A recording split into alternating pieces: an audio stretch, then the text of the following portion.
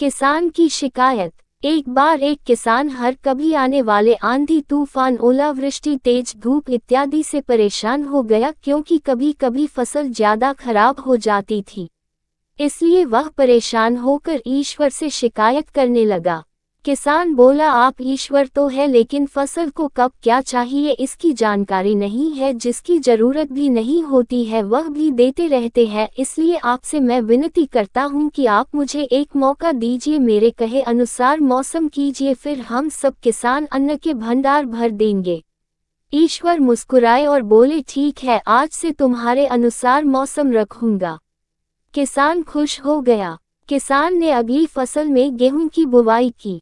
उसने जब चाहा तब धूप मिली, उसने जब चाहा पानी मिला पानी की, तो उसने बिल्कुल कमी नहीं आने दी। आंधी, बाढ़ और तेज धूप तो उसने आने ही नहीं दी।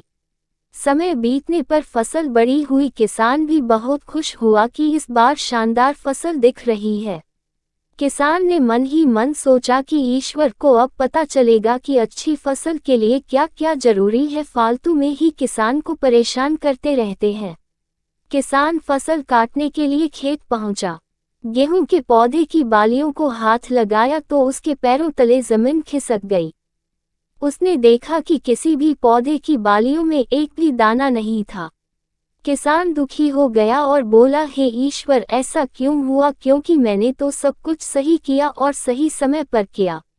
इस पर ईश्वर बोले, हे प्रिय किसान, ऐसा तो होना ही था, क्योंकि तुमने इन पौधों को बिल्कुल भी संघर्ष नहीं करने दिया, इन्हें ना तो तेज धूप में तपने दिया, ना ही आंधी का सामना करने दिया, इन्हें किसी भी प्रकार की चुनौतियों का सामना नहीं करने दिया। इसलिए बाहर से भले ही अच्छे दिख रहे हो, लेकिन ये अंदर से बिल्कुल खोखले हैं, इनके अंदर कुछ भी दाने नहीं।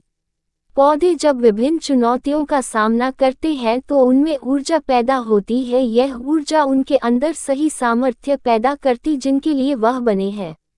दोस्तों, ठीक इसी प्रकार जब तक इंसान संघर्ष से नहीं गुजरता है वह आदमी खोखला रह जाता है। जीवन की चुनौतियां ही उसके लिए उन्नति के नए रास्ते खोल देती है और आदमी को मजबूत और प्रतिभाशाली बनाती है। इसलिए आपके भी जीवन में मुसीबतें या चुनौतियां आए तो घबराना मत, यह आपको बिखेरने के लिए नहीं, निखारने के लिए आई है।